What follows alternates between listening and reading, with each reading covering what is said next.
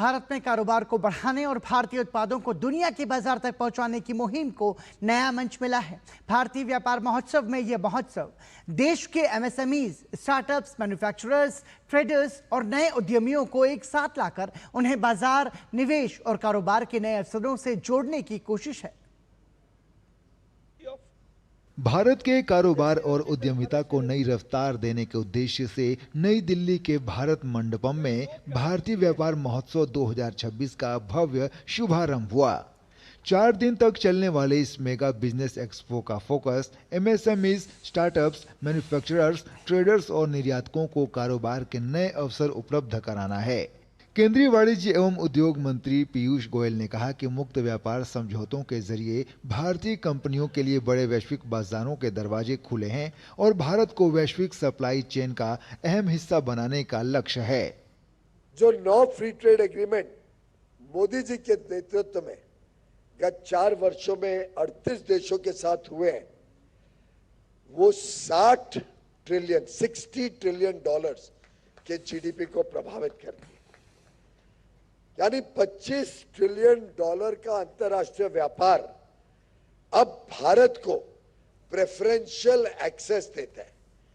वहीं केंद्रीय वाणिज्य एवं उद्योग राज्य मंत्री जितिन प्रसाद ने कहा कि विश्व भर में फ्री ट्रेड एग्रीमेंट्स के लिए विकसित देशों के साथ हुए व्यापार समझौतों से भारत की वैश्विक व्यापारिक पहुंच और मजबूत हुई है।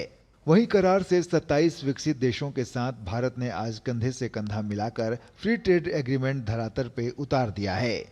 आज हम गर्व से कह सकते हैं कि मोदी सरकार ने यूरोपियन यूनियन जैसा जो इतना बड़ा साम्राज्य है और 27 देशों का है, वहां एक करार से 27 विकसित देशों के साथ भारत ने आज कंधे से कंधा मिला के फ्री ट्रेड एग्रीमेंट धरातल पर उतार दिया है।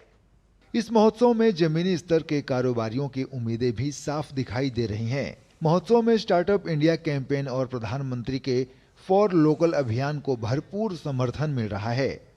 जो हमारे पीएम हैं, उन्होंने वोकल फॉर लोकल का जो ये कैंपेन शुरू किया है, इससे मैं बहुत प्रभावित हूँ। बहुत बड़ा प्लेटफॉर्म हमें एक यहाँ से मिला है। लोगों तक मेड इन इंडिया प्रोडक्ट जो है उसकी एक रीच तो पहुँचे ही पहुँचे, लोगों में एक जागरूकता हो कि मैं भारत का बनाया हुआ कोई भी प्रोडक्ट यूज कर सकूं।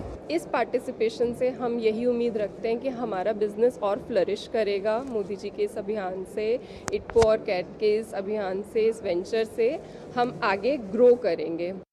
भारतीय व्यापार महोत्सव का संदेश स्पष्ट है। भारत अब केवल अपने लिए उत्पादन नहीं करना चाहता, बल्कि दुनिया के लिए उत्पादन करना चाहता है।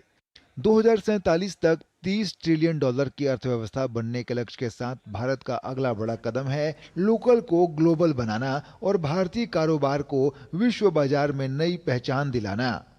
डीडी न्यूज के लिए अजय मिश्रा की रिपोर्ट।